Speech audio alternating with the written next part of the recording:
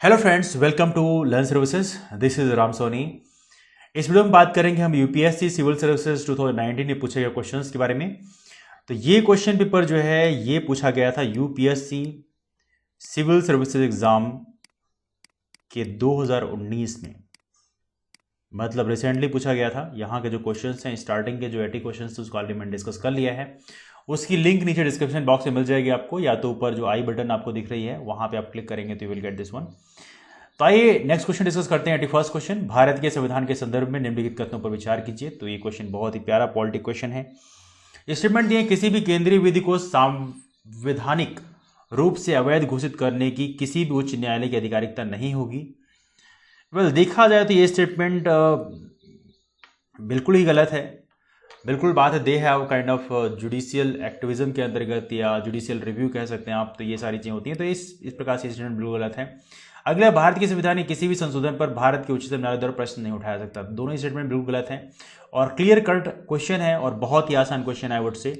तो क्वेश्चन बहुत ही आसान क्वेश्चन आई वुड से फॉर पॉलिटी।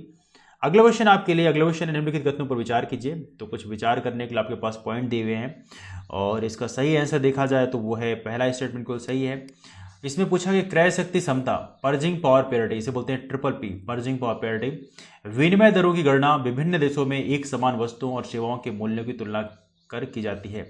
बिल्कुल सही बात है। ये क्रय शक्ति विनिमय का मतलब यही होता है बेसिकली, विभिन्न देशों में जो वस्तुएं या सेवाओं के मूल्यों की तुलना की जाती है बेसिकली।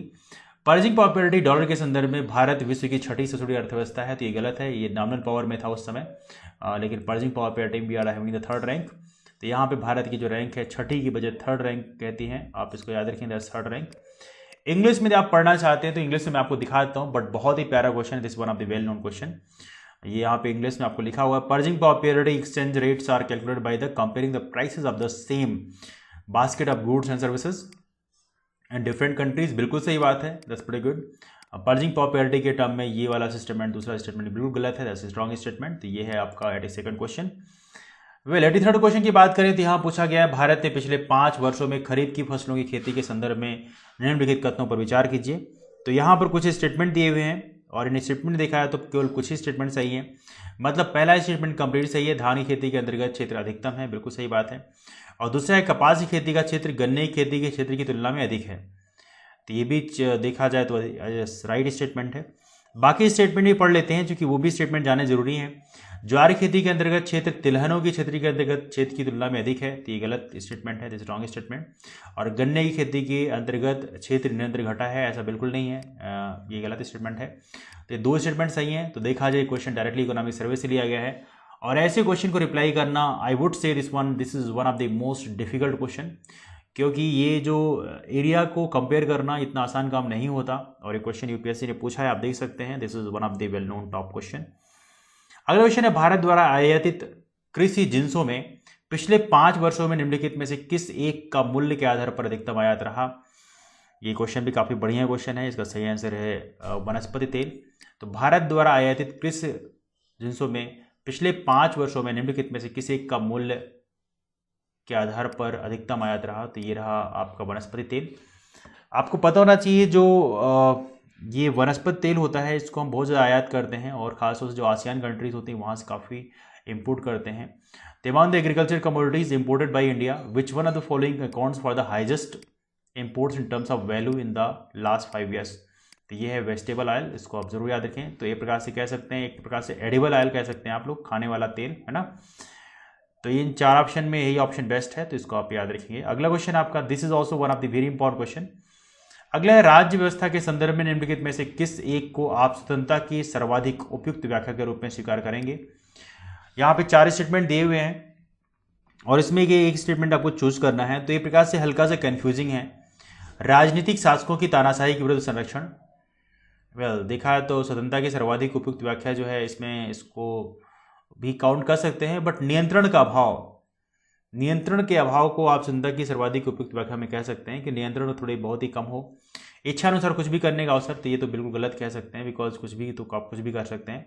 स्वयं को पूर्णतः विकसित करने का अवसर, तो एक प्रकार से कह सकते हैं कि नियंत्रण का अभाव जो है इसमें सर्वाधिक उपयुक्त व्याख्या लग रही है, this look like, but anyway that's different point. तो ये क्वेश्चन हल्का सा कंफ्यूजिंग आप कह सकते हैं, this was quite confusing question. इसका आंसर जो है मिल भले जाए, लेकिन थोड़ा सा यहाँ पे डाउट फिर भी रहेगा, बट नियंत्रण का भाव सिम्स प्रीटी गुड। अगला क्वेश्चन आपके सामने है, भारतीय रुपए गिरावट रोकने के लिए निम्नलिखित में से कौन सा एक सरकार भारतीय रिजर्व बैंक द्वारा किया जाने वाला सर्वाधिक संभावित उपाय नहीं है? वेल, यहाँ पर नहीं है पूछा गया है, मतलब ये सारे उपाय उसके अलावा सारे इस्तेमाल किया सकते हैं। तो स्टेटमेंट की बात करें तो यहाँ पर बाकी उपाय हैं, लेकिन डी बेस्ट नहीं है। आइए पढ़ते हैं बेसिकली कौन से उपाय हैं। गैर जरूरी वस्तुओं के आयात पर नियंत्रण और निर्यात को प्रोत्साहन करना, बिल्कुल सही पॉइंट है, बहुत अच्छा पॉइंट है। भारतीय उधारकर्ताओं को रुपए मूल्य वर्ग के मसाला बॉन्ड जारी करने हेतु प्रोत्साहित करना, बिल्कुल सही बात है, काफ़ी अच्छा पॉइंट है। मसाला बॉन्ड जारी होता है तो हमारे देश को काफ़ी फायदा मिलेगा। और विदेशी वाणिज्यिक उधारी से संबंधित दशाओं को आसान बनाना है, तो ये भी काफ़ी बढ़िया पॉइंट है। तो लास्ट ऑप्शन है एक प्रसारणशील मौद्रिक नीति का अनुसरण करना, तो एक प्रकार से ये स्टेटमेंट सही नहीं है। इंग्लिश से पढ़ लेते हैं। Which ever the following is not the most likely measure the government और the RBI takes to stop the slide of Indian rupee. Indian rupee को स्लाइड करने के लिए कौन सा बेस्ट नहीं है? तो curbing imports of non essential goods and promoting exports, बहुत ही अच्छा पॉइंट है। Encouraging Indian borrowers to issue rupee denominated masala bond, ये भी काफ़ी बढ़िया पॉइंट है। Easing conditions relating to external commercial borrowing, तो एक्सटर्नल कमर्शियल बोरोइंग के जो पॉइंट है ये भी काफ़ी बढ़िया पॉइंट है, लेकिन लास्ट पॉइंट अच्छा नहीं है। Following and expansionary monetary policy, expansionary monetary policy ये गवर्नमेंट ऑफ इंडिया या आरबीआई के अंडर ये इनका काम नहीं है, तो ये आप याद रखेंगे, दिस इज क्वाइट इंपॉर्टेंट। अगला क्वेश्चन है, निम्नलिखित कथनों पर विचार करिए। कुछ स्टेटमेंट यहाँ पे दिए हुए हैं और पूछा गया है इसमें से कौन सा स्टेटमेंट सही है। तो क्वेश्चन देखा है तो काफ़ी बड़ा दिख रहा है, बट इतना डिफिकल्ट भी नहीं है, बट ये इंपॉर्टेंट क्वेश्चन है। तो इससे पहला स्टेटमेंट को सही है, आइए देखते हैं क्या है। भुगतान प्रणाली आंकड़ों के भंडारण, storage of payment system data, storage of payment system data के संबंध में भारतीय रिजर्व बैंक के हाल का निर्देश, जिसे प्रचलित रूप से डेटा डिक्टेट के रूप में जाना जाता है, भुगतान प्रणाली प्रदाताओं मतलब पेमेंट सिस्टम प्रोवाइडर्स को समादेशित करता है कि वे यह सुनिश्चित करें कि उनके द्वारा संचालित भुगतान प्रणालियों से संबंधित समग्र आंकड़े एक प्रणाली के अंतर्गत केवल भारत में भंडारित किए जाएं। बहुत ही वेल नोन पॉइंट है, आपने इसके बारे में काफ़ी चर्चा सुनी होगी। अगले स्टेटमेंट जो है वो सही नहीं है, जैसे कि लिखा है इसमें, वे यह सुनिश्चित करें कि इन प्रणालियों का स्वामित्व और संचालन सार्वजनिक क्षेत्र के उद्यम ही करें, ऐसा बिल्कुल नहीं है, दोनों ही कर सकते हैं, प्राइवेट गवर्नमेंट दोनों कर सकते हैं, लेकिन इंडिया में होना चाहिए। तीसरा स्टेटमेंट है, वे कैलेंडर वर्ष की समाप्ति तक भारत के नियंत्रक महालेखा परीक्षक को समेकित प्रणाली लेखा परीक्षा रिपोर्ट प्रस्तुत करेंगे, ऐसा भी नहीं है। पहला स्टेटमेंट बिल्कुल सही है, this is one of the well known question, I would say काफी प्यारा क्वेश्चन है, one of the most important question. English से पढ़ना है तो आप पढ़ सकते हैं। Reserve bank of India India recently directive relating to storage of payment system data, popularly known as data dictate, command the payment system providers that they shall ensure that entire data relating to payment systems operated by them are stored in a system only in India। ये सिर्फ India में store होना चाहिए, बाकी statement इसमें गलत है तो उसको पढ़ने की जरूरत नहीं है, बट ये काफी बढ़िया क्वेश्चन है, this is one of the most important question I would से। अगला क्वेश्चन, निम्नलिखित में से किसने अपने नागरिकों के लिए दत्त संरक्षण डेटा प्रोटेक्शन और प्राइवेसी के लिए सामान्य दत्त संरक्षण अधिनियम जनरल डेटा प्रोटेक्शन रेगुलेशन नामक एक कानून अप्रैल 2016 में अपनाया और उसका 25 मई 2018 में कार्यान्वयन शुरू किया? काफ़ी इंपॉर्टेंट क्वेश्चन। रिसेंट डेटा के हिसाब से देखा है तो data is currency right now, और कई बार आपकी कंट्री से डेटा बाहर निकाल दिए जाएं तो कई बार मैनिपुलेशन होने की पॉसिबिलिटी होती है। ये हाल ही में किया यूरोपियन संघ ने, यूरोपियन यूनियन ने बेसिकली किया, इसको आप याद रखें, काफ़ी इंपॉर्टेंट क्वेश्चन है। Which the following adopted a law on the data protection and privacy for its citizens known as general data Protection Regulation in April 2016 and started the implementation of it from 25 मई 2018। तो ये है European union, आप इसको जरूर याद रखें, काफी important question है। अगला है, हाल ही में भारत ने निम्नलिखित में से किस देश के साथ नाभिकीय क्षेत्र में सहयोग क्षेत्रों के प्राथमिकीकरण और कार्यान्वयन हेतु कार्य योजना नामक सौदे पर हस्ताक्षर किया? एक कह सकते हैं मेमोरेंडम ऑफ अंडरस्टैंडिंग है। तो इसका सही स्टेटमेंट है देखा है तो रूस है, रसिया के साथ हमने किया है। इसको इंग्लिश से पढ़ लेते हैं, थोड़ा बेटर आपको आइडिया मिल जाएगी। Recently India signed a deal known as action plan for prioritisation and implementation of cooperation areas in the nuclear field with which of the following countries. तो बेसिकली साइन किया किसके साथ? रसिया के साथ साइन किया, तो ये आप याद रखेंगे, action plan for prioritisation and implementation of cooperation areas in the nuclear field, तो ये आप याद रखेंगे। तो we have pretty good relation with Russia.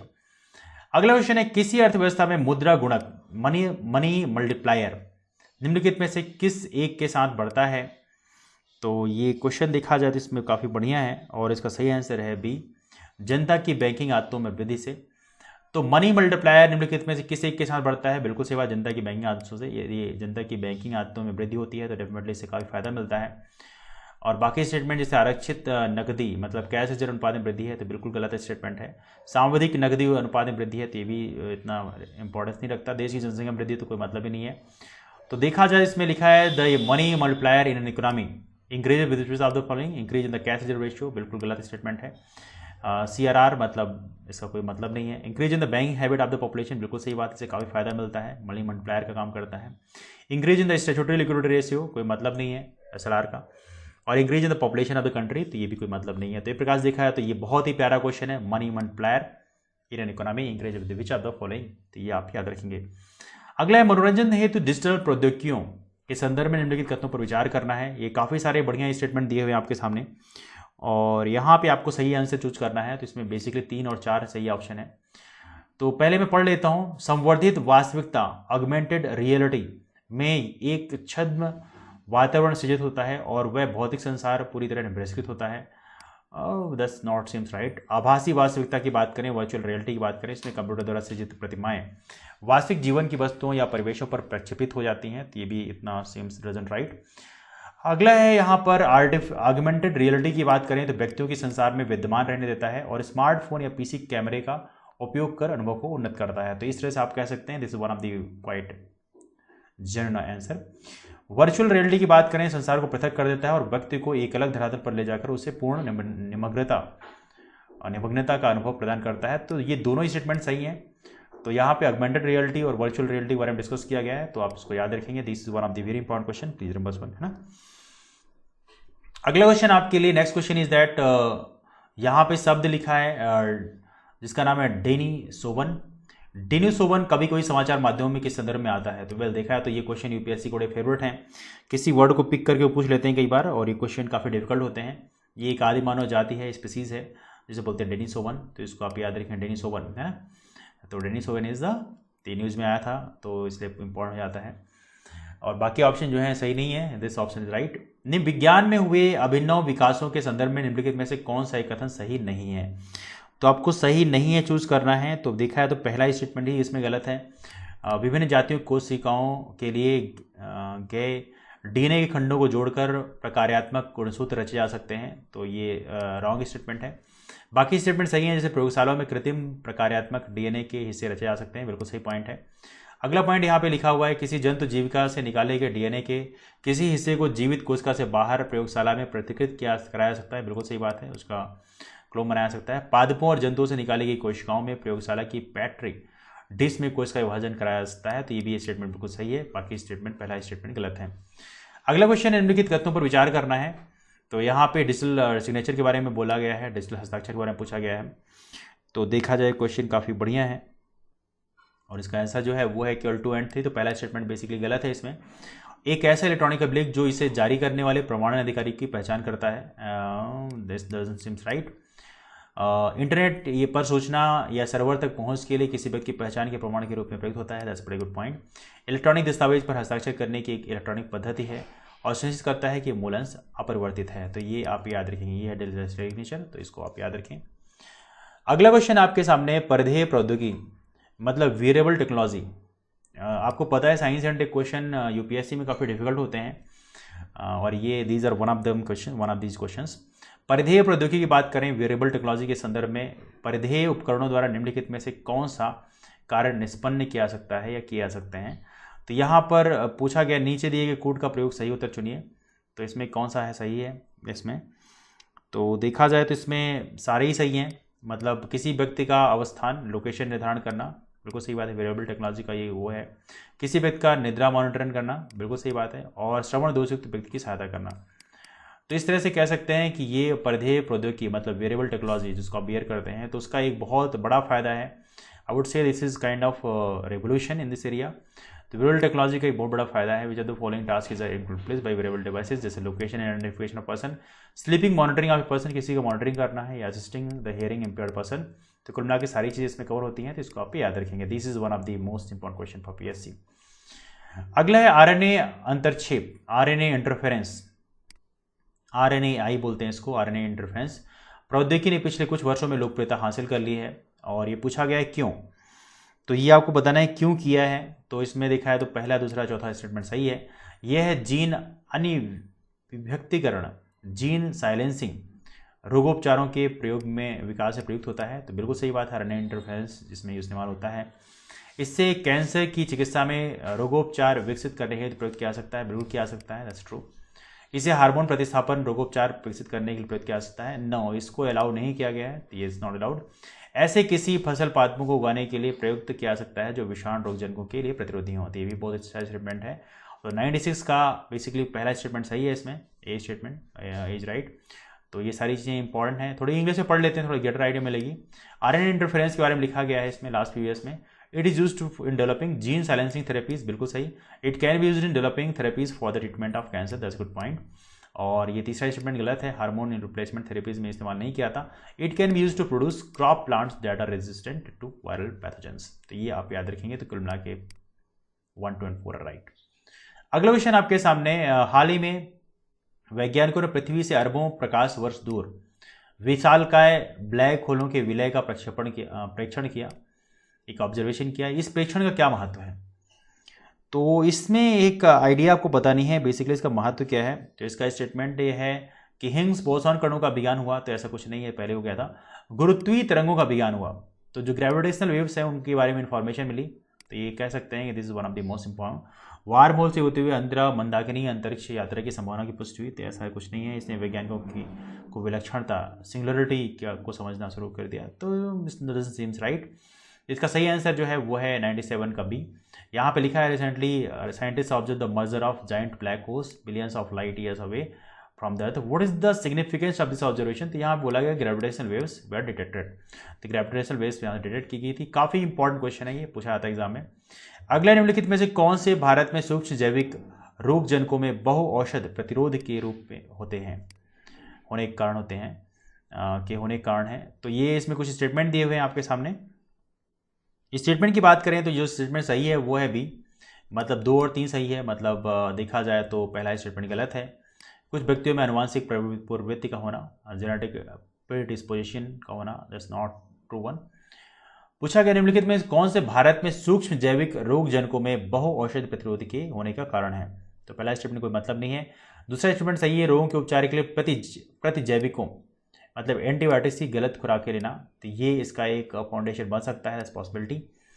अगला स्टेटमेंट है यहाँ पर थर्ड वन, पशुधन फार्मिंग में प्रतिजैविकों का इस्तेमाल करना, ये भी एक स्टेटमेंट है। कुछ व्यक्तियों में चिरकालिक रोगों की बहुलता होना, तो ऐसा कोई इसका कोई मतलब नहीं है। इंग्लिश से पढ़ते हैं, थोड़ा सा क्लियर कट आइडिया मिलेगी आपको।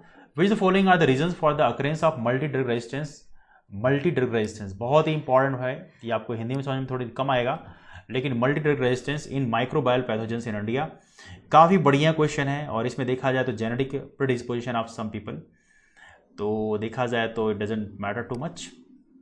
अगला, taking incorrect doses of antibiotics to cure disease, बिल्कुल सही बात है। जेनेटिक का इतना मतलब नहीं मल्टी ड्रग रेजिस्टेंस से, इसका मतलब सिर्फ बी से होता है, टेकिंग इनकरेक्ट डोजेज। यदि आप एंटीबायोटिक्स इनकरेक्ट डोज लेते हैं तो आपको मल्टी ड्रग रेजिस्टेंस हो सकता है, और ये काफ़ी डेडली होता है देखा जाए तो। और यूजिंग एंटीबायोटिक्स इन लाइव स्टॉक फार्मिंग, यहाँ भी हो सकता है, दैट्स पॉसिबिलिटी। यदि लाइव स्टॉक फार्मिंग आप इस्तेमाल करते हैं तो वहाँ भी हो सकता है ड्रग रेजिस्टेंस। और multiple chronic disease in some people, तो ऐसा कुछ नहीं, इसका कोई क्लियर कट ऐसे कोई सिम्टम नहीं मिलते, तो इस तरह से आप कह नहीं सकते, है ना। अगला है प्राय समाचारों में आने वाला Cas9, ये Cas9 प्रोटीन क्या है आपको बताना है आज। इसका सही आंसर देखा जाए तो इसका सही आंसर ए, लक्ष्य साधित जीन संपादन, मतलब टारगेटेड जीन एडिटिंग में प्रयुक्त आणविक कैंची है Cas9 प्रोटीन। तो इसको आप याद रखें, Cas9 प्रोटीन क्या है। Cas9 प्रोटीन जो है ये है एक molecular scissor used in targeted gene editing, तो ये आप याद रखेंगे, काफ़ी इंपॉर्टेंट क्वेश्चन है, this is one of the well known question. Okay, तो ये क्वेश्चन काफ़ी सारे क्वेश्चन काफ़ी इंपॉर्टेंट है। 99th क्वेश्चन भी काफ़ी इंपॉर्टेंट है, 98th क्वेश्चन भी काफ़ी इंपॉर्टेंट है। 100th क्वेश्चन देखते हैं आज का, ये है अंतिम क्वेश्चन। निम्नलिखित में से कौन सा एक कथन सही नहीं है।